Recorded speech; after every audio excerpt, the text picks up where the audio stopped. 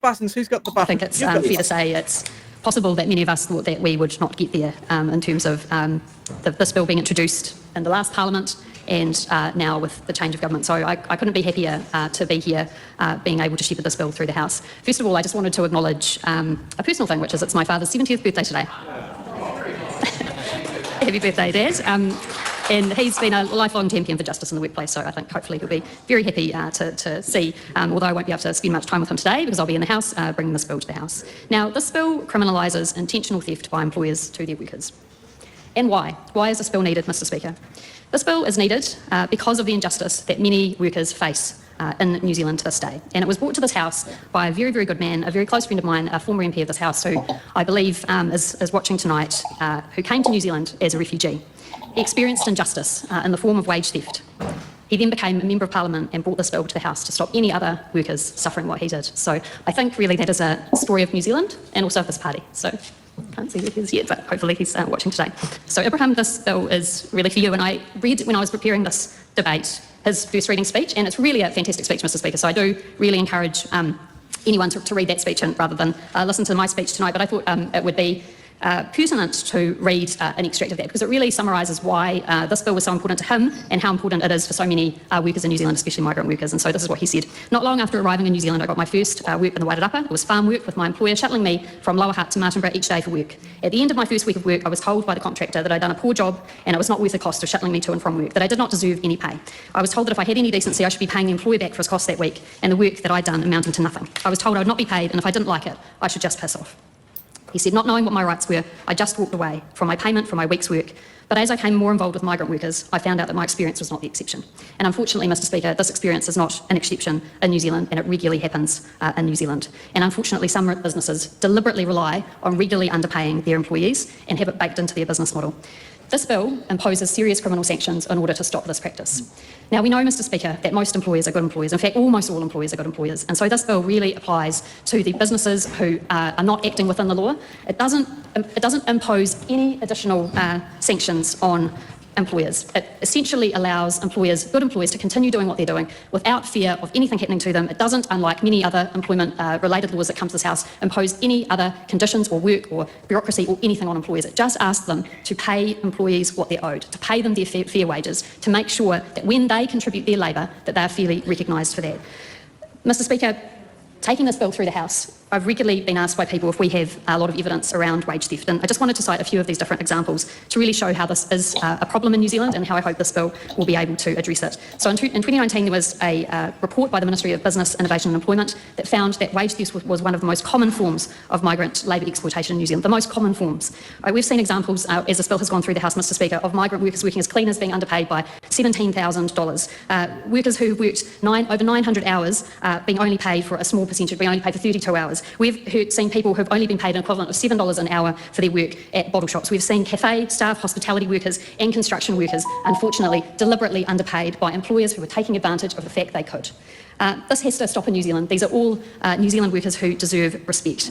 I was very honoured once my colleague Ibrahim Omar brought this bill to the House in April 2023 to then see this bill come through the Education and Workforce Select Committee. Now we had 84% support of submitters at Select Committee, so quite a significant support from the people who were able to submit to this bill. And I was very, very pleased then to see that reported back to the House, and I think really the circuit breaker for this bill not going in the dustbin of good ideas was the fact that we were able to obtain support from parties across the House. So we're very privileged to have the support of the Green Party and of Te Pāti Māori throughout the readings on this bill, and then after Select Committee we were very, very pleased to get the support of New Zealand First to allow this bill to go through the House. And so I want to really thank the members of New Zealand First for looking to their values and seeing that many of the values that we have we share, especially when it comes to standing up for vulnerable workers, for making sure that there isn't exploitation in workplaces, and for fairness. And so I wanted to thank especially Honourable Mark Patterson and Honourable Casey Costello for their work on this bill. Their work did lead to an amendment to this bill, which I think has actually made this bill stronger.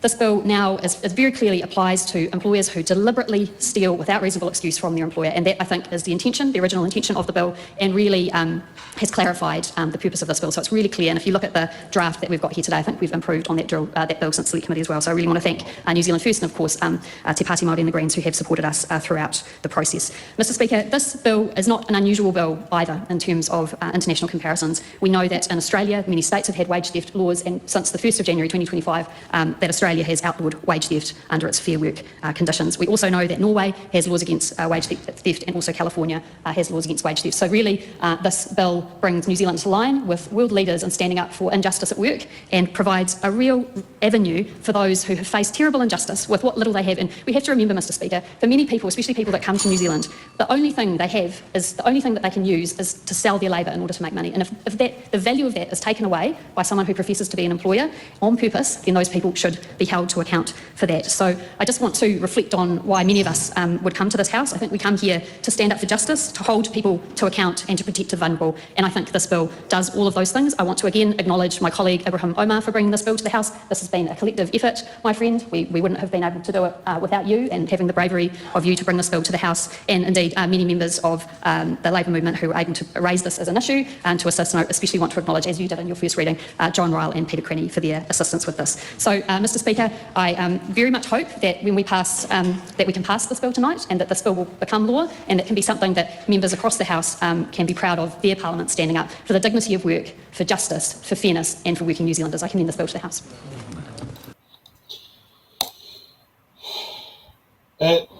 Still, I have the same feeling from what I had when I watched it live last Wednesday. Brilliant speech. Thank you. Thanks. Now, it's a bit different watching yourself speak, I think. How much of that was especially at 1.5 notes, and how much of that was on the fly?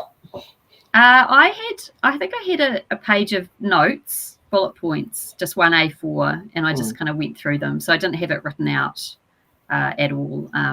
Maybe I should have, but I didn't. You put it off well. It's not like they give you order cue at Parliament to read off while you do the speeches. No, well, we're not meant to read. There's standing orders against reading, which I've got views on, which probably differ slightly from standing orders, which is that I think that if you want to prepare a written speech and read that, that's just as valid as speaking off the cuff. But occasionally we do get told off by the speaker for reading. So usually it's something that we teach ourselves not to rely on as we get more and more experience. And when members of the opposition are deciding to be annoying, they also tell you. Yeah, exactly. Yeah, exactly. So it's it is difficult to have a speech which you have the same rhetorical flourishes and content level that you would have if you'd written it out, but at the same time you're obviously engaging more with the audience. So yeah, pros and cons really, but yeah, no, I didn't find it and I mean, you're first up on the speech anyway, so you start off the debate. Yeah. So I didn't get to. You might have seen some of my colleagues. I'm sure we'll go through that later. We're able to do a bit of rebuttal and be a bit more political in relation to the other parties' positions. But at that early stage, you obviously want to make sure that you say all the important points and thank the people that you want to thank, and also hopefully don't sound too cocky because you haven't had the vote yet, so you don't want to. You don't want to. Before they've hatched, really, and so it's a bit of a balancing act doing that first speech. For the first reading, you get a reply. You might have seen that in some of the other speeches on Members' Days. You get a 5-minute reply, but you don't get that with a third reading. So, yeah. So let's see what Katie Nimmon's got, where I bit my teeth and basically wanted to cringe. Yeah. I got. Thanks for watching. Make sure you're subscribed to our Facebook, YouTube, Twitch, Instagram, TikTok. Who's got the order, paper podcast? YouTube, Twitch, Instagram, TikTok. Who's got the order, paper podcast?